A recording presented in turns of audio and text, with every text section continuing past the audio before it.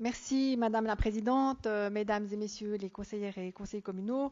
Je vous remercie de la discussion qui fait largement écho aux éléments que nous avons discutés et pour lesquels nous avons déjà apporté quelques réponses au niveau de la Commission.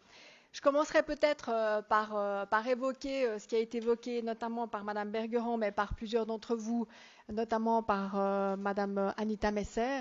Vous l'avez compris, le projet de l'escalier du marché, le projet où se situe le Barbare, c'est un projet qui est quand même très spécial par rapport à tout ce qu'on fait d'autre dans cette ville en termes de rénovation, ou même si on regarde spécifiquement le café-restaurant, en termes justement de projets sur ce type d'objet.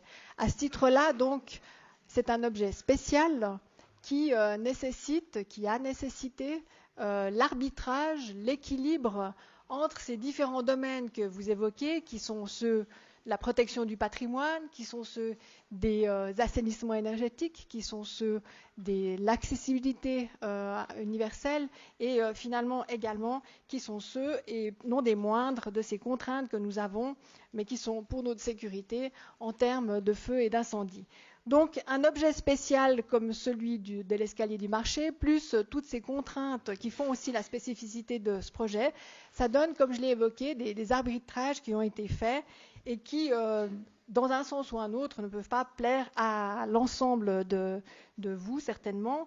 Mais je ne dirais pas, comme l'a dit M. Vieuxmont, par exemple pour l'énergie, qu'on a dérogé par principe à certains types d'aménagements pour justement essayer d'être raccord, si vous passez l'expression, avec la partie énergétique. Ce n'est pas par principe qu'on a dérogé, mais je crois que nos équipes ont passé plusieurs heures avec toutes les corps de métier, mais surtout aussi toutes les instances décisionnelles aux différents niveaux institutionnels. Je vous rappelle que le canton est partie prenante par rapport à la note qui est sur ce bâtiment. Ils ont discuté des heures justement pour faire ces arbitrages, et c'est non pas par manque d'ambition, mais justement pour trouver justement un juste équilibre entre ces différents paramètres que nous avons fait ces choix au niveau énergétique. Alors certes, ce n'est pas à la hauteur de ce que nous pouvons faire et ce que nous faisons sur des objets traditionnels, mais on a fait aussi un maximum par rapport à cette partie énergétique. Je vous rappelle que les éléments que vous évoquez qui auraient pu être faits en tout cas pour les isolations ne sont pas si évidents que ça non plus, puisque les façades sont également protégées. Et puis si on ne veut pas justement toucher aux façades extérieures, vous évoquiez les façades intérieures, c'est pas tout simple non plus, on perd des mètres carrés, on n'a déjà pas un objet qui offre beaucoup de mètres carrés. C'est aussi ces arbitrages sur lesquels on travaille. La spécificité de l'objet que j'évoque peut-être fait le lien à un élément qu'a évoqué Madame Messeré sur l'augmentation des loyers qui sont liés à cette rénovation. Alors il est clair que sur des petits objets comme ça fait des chiffres qui sont assez imposant et effectivement c'est pas du tout la pratique qu'on a sur d'autres objets, encore une fois traditionnels. On a toutefois réussi à créer un appartement, un logement de plus, ce qui équilibre un petit peu les choses à notre avis. La partie patrimoniale a été aussi beaucoup discutée ici en commission, mais reflète également les discussions fortes qu'il y a eu avec les experts du domaine et nos équipes. Le crépi, non, il va pas jurer dans le paysage. Madame Messeré, on y veillera également. Et puis, il est vrai que ça, vous l'avez tous salué, ça permet justement de retrouver vraiment la substance originelle du bâtiment, et c'est une bonne chose. La question des poutres, alors ça, il y a eu aussi mille et une discussions que vous avez rapportées ici. On a choisi cette option qui, encore une fois, prenait les différents impératifs énergétiques et patrimoniaux, en mettant l'accent sur les aspects du patrimoine. Ce qui est bien, c'est qu'on les cache, ces poutres, mais on ne les détruit pas. Et ça, c'est déjà une très bonne chose. Et l'option énergétique qui a été prise est aussi liée à celles qui sont en termes de programmation du bâtiment, avec ces 4 logements qu'on crée maintenant, plus l'établissement, les contraintes de feu, bref, tout ça fait que les experts sont arrivés à ce que c'était quand même plus probant de couvrir ces poutres, encore une fois, sans en toucher la substance originelle. Vous avez posé quelques questions aussi tout à fait légitimes sur l'aspect personnes à mobilité réduite et accessibilité. Là, que ce soit sur ce projet, comme sur tous les autres, en termes de rénovation ou de construction neuve, on essaye justement de faire le maximum. On le voit sur les autres objets qu'on est en train de rénover, pas forcément avec un café-restaurant, mais les logements qu'on est en train de rénover. Comme vous allez bientôt voir à Industrie 13 au Vallon, on rajoute justement un ascenseur dans l'immeuble. Donc on a vraiment une attention particulière pour cette problématique. Il est vrai que là, sur Escalier du Marché, et spécifiquement le café-restaurant du Barbare tel qu'il est conçu maintenant, on a regardé ce qui pouvait être fait en termes d'accessibilité depuis Pierre Viret. Alors on aurait dû couper dans la substance de l'escalier, ce qui n'était pas souhaité par le patrimoine. Donc ça fait déjà une complexité de ce côté-là, si on pense l'avant, entre guillemets, du Barbare. L'arrière, après, n'est pas optimal non plus en termes d'accessibilité pour le bâtiment. Puis quand on regarde de manière spécifique maintenant le Barbare à proprement parler, l'ouverture déjà de la porte d'entrée, après avoir déjà passé les escaliers pour arriver sur la première terrasse, plus l'obstacle supplémentaire et le franchissement supplémentaire sur la porte d'entrée, la largeur de la porte n'est pas suffisante. Donc là, déjà, en termes d'accessibilité sur la porte, c'est compliqué pour pouvoir faire passer, par exemple, un fauteuil roulant. Donc ça, c'est des éléments qu'on a regardés. Puis après, si vous avez en tête aussi l'intérieur du Barbare, tout est avec des mini-obstacles comme on faisait à l'époque, avec des niveaux qui sont différents, des franchissements qui, d'un point de vue du patrimoine, sont aussi importants. Donc c'est vrai que c'est dommageable que cet établissement ne soit pas rendu actuellement accessible pour les personnes à mobilité réduite, mais ce n'est pas faute d'avoir essayé, comme on le fait sur tous les autres projets, par rapport à notre pratique actuellement. Après, je remercie aussi les précisions qui ont été effectuées quant au positionnement de la VACA. Effectivement, ce n'est pas eux qui donnent un blanc-seing ou qui donnent une autorisation, mais comme il a été aussi évoqué par M. Anchaud, je crois que comme nous, ils ont eu de la difficulté à se dire oui, est-ce que ça, on peut vraiment le rendre accessible avec justement la mise à l'équilibre, parce qu'ils sont aussi raisonnables dans ce sens-là, la mise à l'équilibre de tous les enjeux, notamment patrimoniaux. Je pense que c'est pour cela qu'ils n'ont pas fait opposition. Et puis, je pense qu'il y a aussi d'autres objets sur lesquels on serait plus à même justement de trouver des solutions, encore une fois, que nous recherchons systématiquement sur des objets traditionnels. Bref, le chapitre n'est pas simple, mais on fait vraiment un maximum sur l'ensemble des objets. Je reviendrai aussi sur des éléments que vous avez évoqués par rapport au concept d'exploitation du Barbare et peut-être sur aussi l'appréciation qui a été faite, que je, bien entendu, ne soutiens pas, qui a été faite par M. Piguet, qui dit, je crois, que on a mis la charrue avant les bœufs, que c'est flou, que c'était opaque par rapport à la procédure. Mais quoi de plus transparent, M. Piguet, qu'un appel d'offres comme on a fait au niveau de l'exploitant, et comme ça se fait maintenant actuellement, la mise en concurrence transparente avec des critères de durabilité publiés, toute une démarche et un processus transparent, un groupe interservice qui justement permet d'évaluer tous les éléments et notamment le choix de faire un café-restaurant.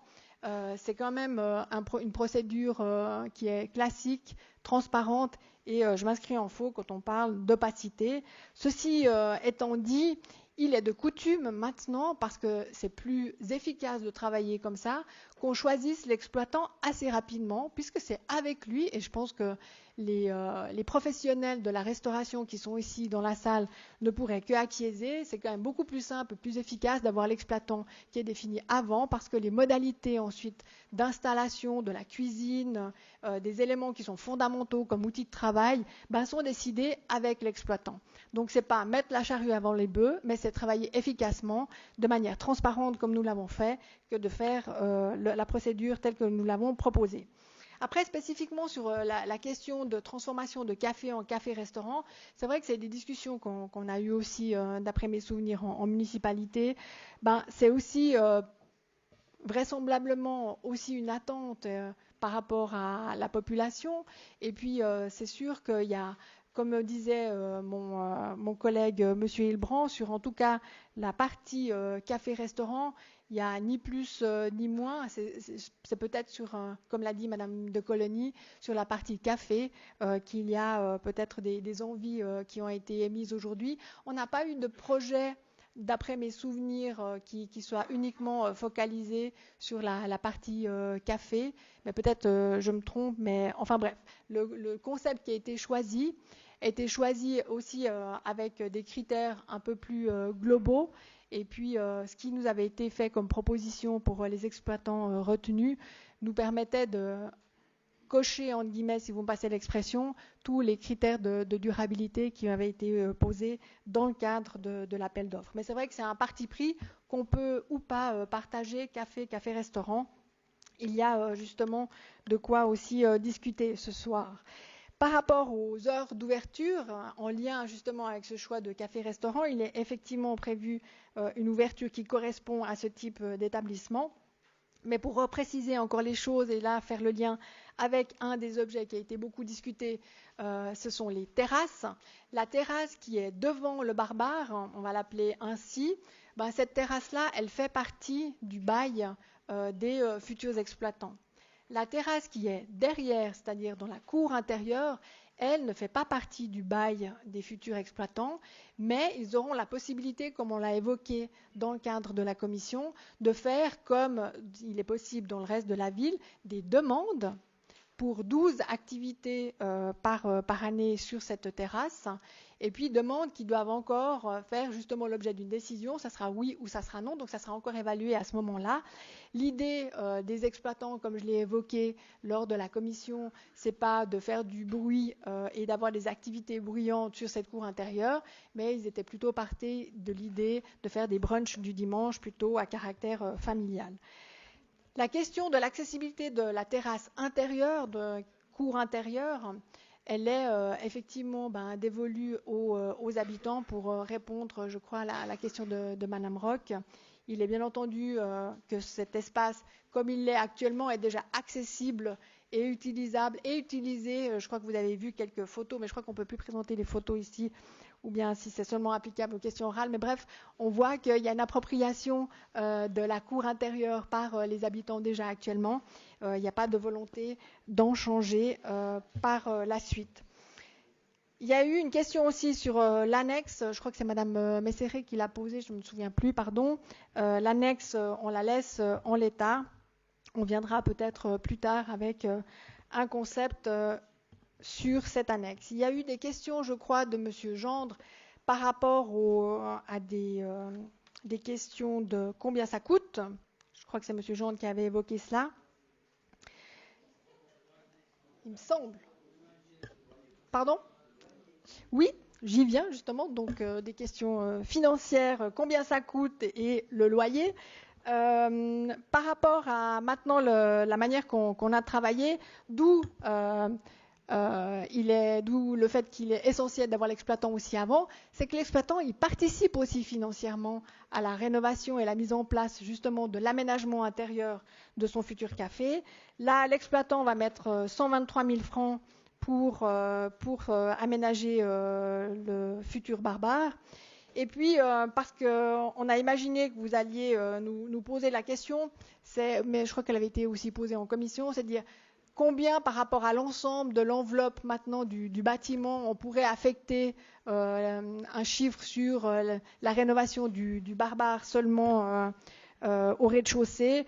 On peut estimer, si on fait un ratio par rapport à ces, entre guillemets, 5 étages, on pourrait arriver à quelque chose comme 560 000 francs, mais encore, c'est vraiment un gros ratio. Si on prend le montant, on divise par 5, et puis ça nous donne cet élément-là. Pour revenir maintenant sur le loyer, ce qui est inscrit dans le pré-bail que nous avons fait justement pour cadrer le travail qui se fait avec l'exploitant avant la mise en exploitation du café-restaurant, le pré-bail et le futur bail mentionnent un loyer de 24 000 francs Et puis, comme on le fait maintenant, et c'est une pratique au niveau des établissements de la ville de Lausanne, il y a donc ce loyer annuel fixe de 24 000 francs, et puis un loyer annuel variable selon le chiffre d'affaires réalisé. Et puis là, on a des fourchettes justement aussi qui sont transparentes et données lors justement des discussions après l'appel d'offres, les discussions sur le projet. Donc voilà pour répondre à la partie chiffres, notamment évoquée par Monsieur Gendre. Donc, on n'a pas mis la charrue avant les bœufs. On a un projet qui maintenant répond aussi au fait qu'on a envie de rénover cette substance bâtie. On a envie tous de voir réouvrir ce barbare. On n'est pas allé beaucoup de manière très différente des autres projets en termes de présentation de projet par rapport au budget ou par rapport à charrue avant les bœufs. Je crois qu'on a mis les choses dans le bon sens. Alors, bien entendu, on n'est pas tous satisfaits soit par rapport, je pense que le premier point pour moi qui est pas satisfaisant et le seul qui reste réellement plutôt un crève-cœur, c'est l'accessibilité universelle. Le reste, moi je peux tout à fait m'en satisfaire sur l'histoire. On couvre les poutres, elles seront toujours là le jour où potentiellement on a envie de les découvrir. Je vous rappelle qu'il y a quand même déjà maintenant juste 2 endroits où les poutres sont à nu, c'est au Barbare et dans l'appartement qui est au 3e étage. Le reste est déjà couvert.